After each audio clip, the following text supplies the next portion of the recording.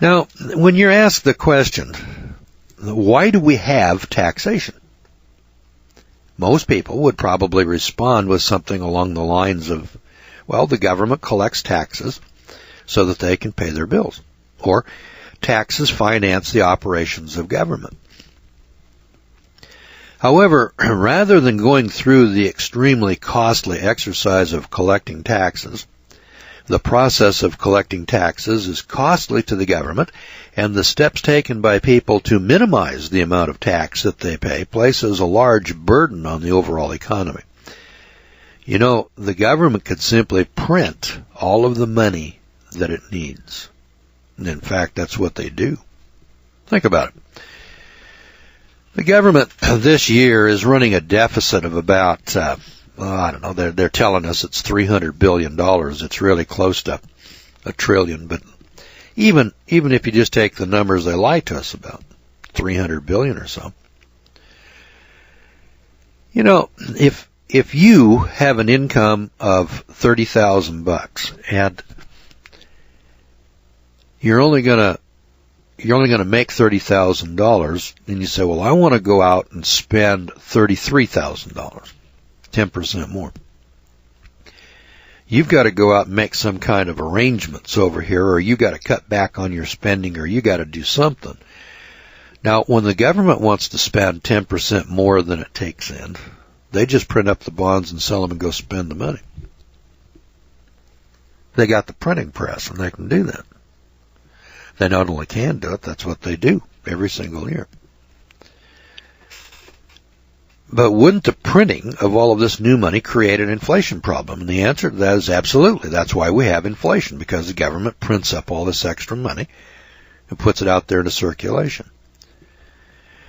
There would be more inflation, that is, monetary money supply growth. However, inflation is really just a surreptitious form of taxation. So if the government were to print all the money that it needed, then people would be taxed indirectly rather than directly. And there would potentially be a net benefit to the economy, though if all forms of direct taxation were replaced by the surreptitious tax of inflation, think of it now, no more tax. Just abolish all taxes altogether. No sales tax, no payroll taxes, no Social Security tax, no nothing.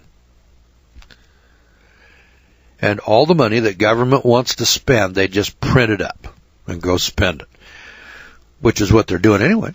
They just print it up and go spend it. Although maybe they don't print up $100 bills, with Ben Franklin on the face, but they print up a bond and go sell it to somebody who in turn pays for that bond with a Benji,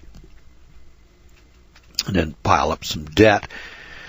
And when they pile up that debt, you've got to pay interest on it. Now think about that. It's also worth noting that if money printing replaced direct taxation, then the total addition to the money supply would be a lot less than the replaced tax revenue, because the government's expenses would be a lot lower. For instance, it would eliminate, it's the elimination of the huge government network that exists solely for the purpose of bringing in tax revenue, something we've already mentioned. And it's one reason why expenses would be lower. Another reason is that there would be no federal debt if the government printed money.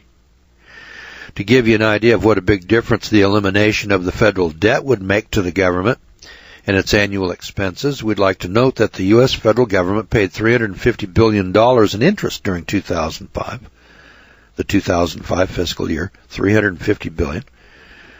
And they've paid over $250 billion in interest during the current fiscal year. Now think of that. You eliminate the IRS and all of its employees. You eliminate all of the $200 billion a year that we pay in trying to get our taxes filed and formed by H&R Block and others. You eliminate $350 billion worth of interest that you're paying on the national debt every year. You eliminate all the costs of prosecuting all the people for willful failure to file and tax evasion, and all the costs of incarcerating those people in prison That eliminates prisons and guards and all the rest of it. Just balance out the savings that you make with the amount that they're spending. And the government is going to spend whatever they're going to spend, whether you like it or not, aren't they? I mean, when was the last time that you wrote a letter to your senator or representative and said, hey, cut back on spending? And if you did, when was the last time your government listened to you and cut back on spending? So either, number one, you didn't write the letter because you didn't give a rat's rectum anyway, or you did write the letter because you did care, but they didn't listen to you. So you got the same net result. Government is going to spend every damn dollar that they want to spend, irrespective of what you believe, what you want, what you desire, or what you instruct. Aren't they? All right.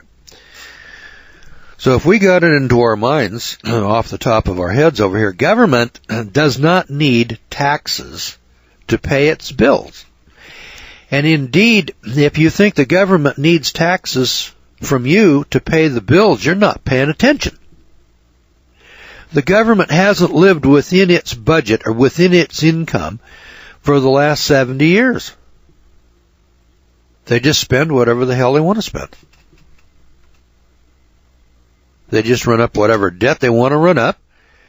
And it doesn't make any difference whether the interest is $350 billion a year or $30 billion a year or $3 trillion a year. They don't care.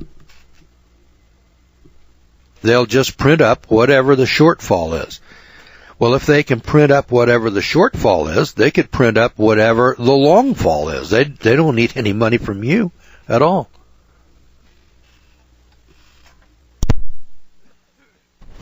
Mull it over a little bit. Just mull it over. Government doesn't need any money from you to finance its operations. They've got the printing press. As long as we accept paper money, they've got all the money in the world. And they've got it now, and they're spending it right now. And it costs you a lot more if you stop and think about it. When the government borrows this money, you got to pay interest on it. So you're making $10,000 a year, and the government's coming in here. They're taking half of everything you create and produce down here at the lowest level. Half. As you get a little higher, say $100,000, then they're taking about 74%. The more money you pay, or the more money you make, I should say, in gross income, the less you pay as a percentage of the whole. Just think of that gallon of gasoline over there. It doesn't make any difference whether you're making $1 million a year or $10,000. The tax on that gallon of gas is $1.50. Now, if the government printed all of its money, then the price of the gas would be $1.50, and then you'd be paying the inflation tax. And the inflation tax would probably be more than it is today, but nevertheless, the bottom line is it wouldn't be as much as you're paying today. You'd actually live better without taxation than you would with taxation. And government could finance its operations with the inflation tax instead of by the inflation tax and the direct tax. But why don't they? This is a question that comes up. Well, why don't they do that? There's a very important reason why we have an income tax and why we have these 480 taxes, and it doesn't have anything to do with financing the cost of government.